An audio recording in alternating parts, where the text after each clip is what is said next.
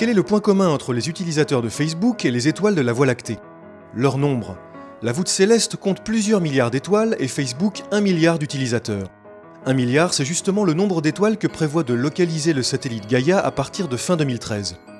Pas étonnant que cette nouvelle cartographie de la galaxie fasse appel aux technologies de Facebook pour mettre de l'ordre dans ces données. Avant le milliard d'étoiles de Gaia, dans les années 90, c'était donc 120 000 étoiles Hipparcos.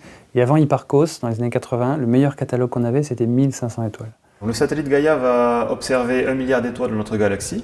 Ça correspond tous les jours à environ 100 gigaoctets de données qui vont descendre depuis l'espace sur les stations au sol. Et après, une fois traitées, ces données-là vont représenter 1 pétaoctet de données dans notre centre de traitement ici à Toulouse au CNES. Et aujourd'hui, on estime nécessaire de mettre en place 6000 cœurs de calcul.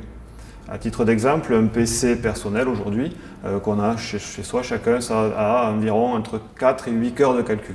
C'est astronomique à l'image de la mission. D'ailleurs, 6 centres de traitement à travers le monde conjuguent leurs efforts, à commencer par le centre de traitement du CNES à Toulouse. Mais comment s'y retrouver dans cette masse de données?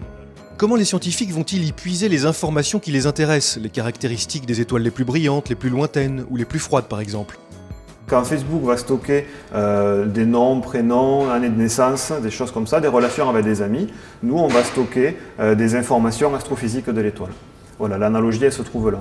On partage en fait avec Facebook l'idée d'utiliser le même socle technique, la même architecture logicielle pour mettre nos données. Une technologie qui aura nécessité plus de 6 ans de travail aux ingénieurs du CNES et qui sera testée grandeur nature d'ici fin 2013 à la suite du lancement de Gaia. L'un des grands objectifs, c'est de mieux connaître la forme de la galaxie, puisqu'on la voit par la tranche et que ce n'est pas très facile d'en avoir une forme précise. Donc pour ça, il faut mesurer la position et les distances des étoiles pour reconstituer les différents bras de la spirale. On peut dire qu'à la fin de la mission, en 2020, quand on aura fini le traitement, le catalogue Gaia pourra être effectivement vu comme un Facebook de la Voie lactée. C'est une grande première pour nous dans le monde astronomique, effectivement, un projet de cette ampleur.